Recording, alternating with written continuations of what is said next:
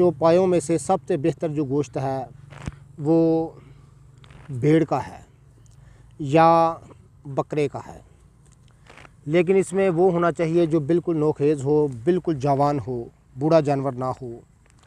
और हकीम जो बुकरात हैं वो फरमाते हैं कि भेड़ तंदुरुस्त जो नौजवान भेड़ है इसका गोश्त मकवी बा, जिस्म को फरबी बख्शने वाला और असाब को ताकत बख्शने वाला, अज़ाइर ईसा की लागरी दूर करने वाला होता है।